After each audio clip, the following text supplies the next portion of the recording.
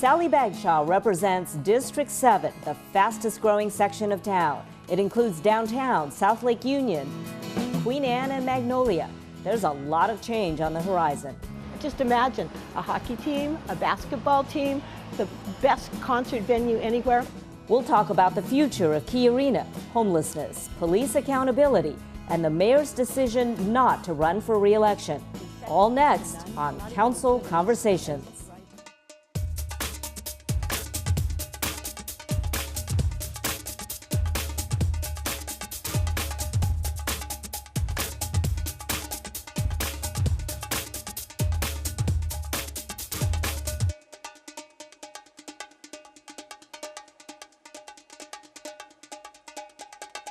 Hello and welcome to Council Conversations. I'm Josephine Cheng, and today we are in the Blue Monorail on the Seattle Center grounds with Councilmember Sally Bagshaw. Hey, welcome Josephine. Back to the show. Nice to see you, Josephine.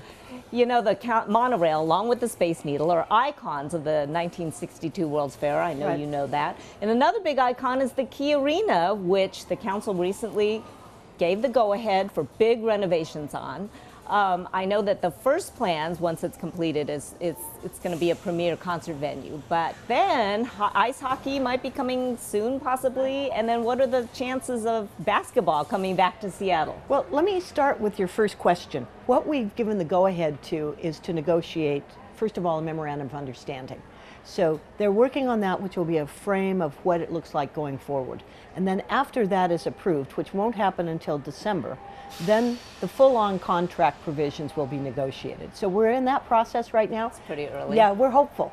But to answer your other questions, sure, the concert venue is going to be fabulous. What people have said is that KeyArena can be a place where the sound, the audio is second to none, not even as good as right now as some of the oldest venues we have, but we can exceed Madison Square Garden in terms of just good audio. So we're excited about that prospect, and then we're hearing very positive things for hockey coming back here. Maybe next year, they're even saying. Well, we've got to build the thing first, you know, and that's going to Yes. take multiple years to do. Yeah. But of course, everybody's eyes are bringing back the Sonics, and we think that's going to happen. Really? Chances are good, would you say? Better than good. Oh, that's awesome. So the plan is to dig 15 feet underneath the key to provide Correct. more seating. I know that traffic and parking are going to be big issues, especially in your district. Right. What is talked about to address that? Right, well, it's very exciting, actually. When we first started talking with both the proposers, OVG, who is the successful Oakview Group. proposer, Oakview Group, and AEG, we said, from my standpoint, the most important things were to involve the community and get them involved early and get them involved as partners. Not simple stakeholders that you can invite to one meeting and then send them away, but as partners that will help us design and manage this ongoing effort here on Seattle Center. So what transportation looks like, we're now really starting to dig into the details. One example is this monorail. Right. This monorail, They're going to upgrade the Westlake station? Correct. If we added a second disembark and embark station there, a platform, this monorail can move 6,000 people an hour. So that will help us a lot. And ultimately, you know, light rail is going to get here, but that's still a long number, ways off. and it's probably a decade plus after KeyArena were to be renovated. But it is coming, and if this is a 100-year project, you know, we'll still have 90 years to enjoy the light rail. So you chair the Human Services and Public Health Committee, Right. which oversees homelessness. And I know last time on Council Conversations we talked about this issue, and Right. probably the time before that. Right. Is it fair to say that at least in the past, the city hasn't focused enough on results and outcomes? Yeah, I think we didn't have anything to really measure, and we've been spending $50 million a year to help people who are homeless and to provide services, and that's been really important, but we haven't really known what the outcome has been. At the same time, what we see are increasing numbers of people on our streets. So we're really changing some things that I think are going to be important, and the focus is on housing first. Yeah, and so one of the things that's changing is a competitive bidding process, right, for the nonprofits that are providing services to the homes. How's that being received? How's that going to work? Well, it's not brand new to them. We've been working on this for a couple of years, so people have known it's coming. Now, there is concern because some folks have had contracts forever, and there hasn't been really a requirement about what is it that we know or what are they doing that we can measure success. So now the real focus is on how many people can you move out of this shelter or out of the system that they're currently in into permanent housing. Now, that's a tough one because, you know, our vacancy rate is so low in Seattle, which means partnering with King County and partnering with other cities. And I think that we're going to see some benefits here, and I'm looking forward to it. You know, the city is spending close to, isn't it close to 60 million this coming year? And do you think the problem is getting bigger? I mean, or the expense is getting bigger? Yeah, well, the problem is definitely bigger in the sense that we know how many people are on the street now. In the past, we took, you know, it was a one-night count, but in some ways it was like a guesstimate, that we would see a car and we would assume that there were two people in the car, or you'd see somebody in a tent, you might see a bike out in front and say, well, there's only one. But we actually did follow-up interviews to get a more realistic and specific count this time. And what we know is region-wide, there are over 11,000 people who are unsatisfactorily sheltered. So that could be somebody on the street. It also could be somebody couch surfing. It could be somebody in one of our shelters. So what we're doing next is trying to expand the housing options. 11,000 being Seattle and King County. Right. So in the Seattle, isn't it like 3,000? 3 to 5.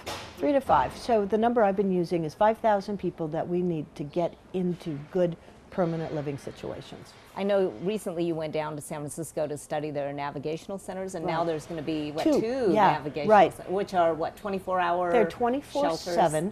They're also low barrier, so people can come in even if they have an alcohol or a drug problem.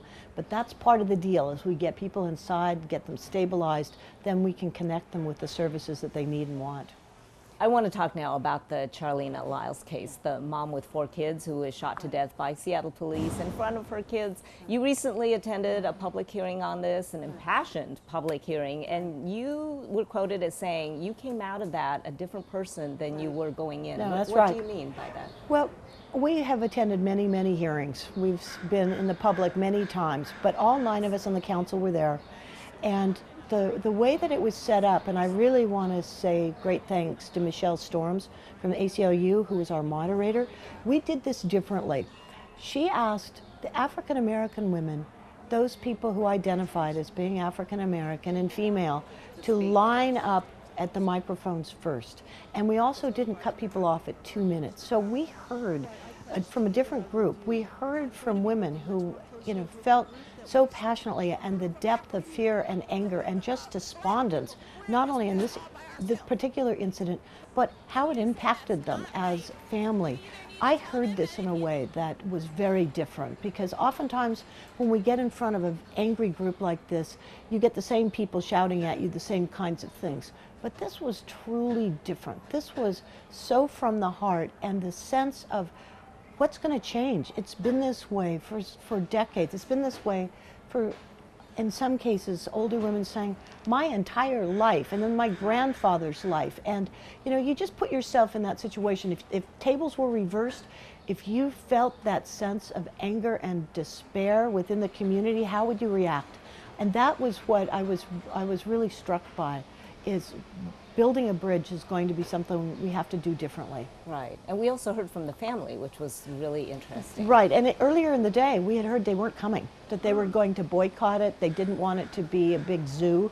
They didn't want to hear from people that were the same people that they hear from. So they were part of the help in getting the tables turned so we could actually hear not just from the family, but from people that were the neighbors and from women who don't normally have an opportunity to speak. And I know the investigation is ongoing. We need to, you know, let the investigation do its work. But do you worry that shootings like this sort of, the anger that you're talking about, that this informs people's perceptions? Yeah, absolutely. And nationwide, that's what we're seeing too. And every time there is a shooting in any other city, it becomes front page news. Well, that's right. You know, the Black Lives Matter movement, whether people are comfortable with it or not, that's not the point. They've gotten on the front page this major concern that people have been feeling for decades, and now it is something that we in Seattle are responding to as well. So what is going to be different? I mean, what's going forward? Are there going to be changes? Well, for one thing, we've been working for years now, literally years, with our federal judge. So we have new policies in place, We've got a new OPA director coming in. We'll have an inspector Office of general. Public Accountability. Right, thank you. And that's going to be different. It didn't stop what happened here, and that's where the police are going to have to take another step and look at, well, roll call has got to require having a powered up and battery filled taser that they carry, that a gun should not be the first thing that they reach for. But that said, you know, I can't judge the situation that just happened. I wasn't there, but the facts will come out. We can listen to the tapes, we can see what other people are saying, and we will know more. But that's not going to satisfy a community that is so angry and despairing. And we have a woman that had 4 children who is now dead, and we're dealing with these 4 kids that have been separated, and that is a tragedy beyond belief. Yes, it is. Switching gears now, what's your reaction to the fact that Mayor Ed Murray has said he is not going to be a write-in candidate in the next election? Well, you know that I have deep respect for Mayor Murray, and I was so sad by what happened, both to him and the lawsuit that was brought, and then filing date passed, and he had to choose not to file. That is a tragedy. It's a tragedy for him personally and his husband, Michael Shiosaki, but for us in the city. He's been a great mayor, and I'm very, very sad at what happened. And I know that he decided not to try to run as a write-in, and I'm frankly glad, because it's only 2 weeks until ballots drop. It would be a very difficult race, and as you know, he decided yesterday that he wasn't going to do that. And You think it would have been a distraction? well, I'm not so sure it's a distraction. I just think that there's already 21 people in this mayor's race. It's a crowded you know, race. and if you look at if the votes were all across the board equally, it's shy of 5% each. Well, that's not the way it's going to work. But you know, there are going to be stronger candidates, and there are strong candidates. So yeah. In the minute we have left, I wanted you to talk about the firearm surrender program, which you championed. Right, because absolutely. It started in 2016, and this is intended to get firearms away from domestic violence perpetrators who shouldn't have them. Right, absolutely. And it started years ago, but then the legislature passed House Bill 1840 a couple of years ago, that we had an initiative, and I'm just really thankful both to our prosecuting attorney and city attorney and our courts, because we now have a program that is designed to get the guns away when there is a court order. How is it doing that? Is it like double checking the court and it's saying you shouldn't have one? Because no one was following up before, That's right, exactly right. So we now have people in place that are focused just on this. So for example, if you are a judge and you issue a court order and the individual has to surrender his guns, what we learned in the first week is that 14 out of 14 people said, I don't have any guns. And the victim said, well, actually he does. Right. And so we were able to take the court order with the warrant, go to the house and get the gun right then and there. So you should see the photographs of the guns that have been surrendered. They are frightening. So I'm really pleased that we're moving forward. We actually need to have a few more people to make sure that the protocol is in place and we're following up, but it's a really good start. Good work. Thank you so much for being on the Josephine, show, nice to see you. And thank you all for joining us. If you would like more information on Councilmember Sally Bagshaw, visit seattle.gov/council. And if you would like to take the monorail to Seattle Center, it's open 363 days a year.